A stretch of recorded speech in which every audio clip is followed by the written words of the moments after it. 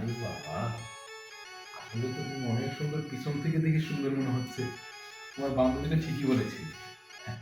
আরে এদিকে আসো। কি ব্যাপার, তুমি এখানে? তুমি এখানে? আরে তোমার বান্ধবী তো শেষ পর্যন্ত তো তোমার বান্ধবী তুমি এখানে কেন আসছো? তোমার বান্ধবী কেন নিয়ে আসছে এখানে? আমি যেটা লেগে তুমি আনাইছো কে লেগা হেলা বাবা আমারে।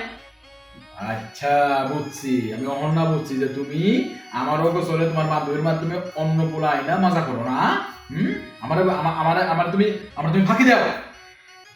মজা নেই বা মজা দে বা ফাঁকি দে, যাই করি কালিগা করি, টাকাটা কালিগা কামাই আমার লিগা।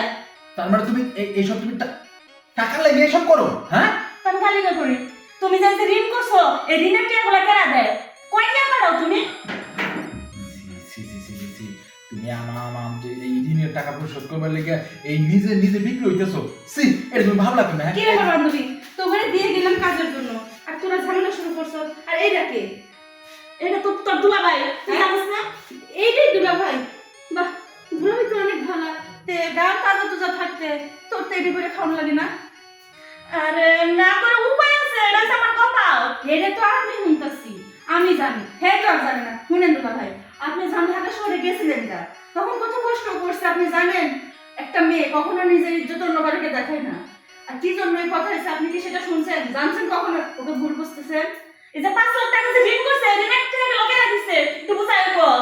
এটাই তো আমি হেরে কইতাছি। হ্যাঁ তো টাকা নিয়ে মানুষ নিয়ে ফুর্তি ফার্তা করে শেষ করছে।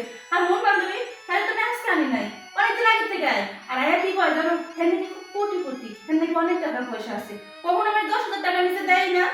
হায় হায় হায়, শেষ মাসে তুমি এই কাম করো? আর করবাই তো, কারণ বাড়িতে তো তুমি 1 টাকাও দেও না।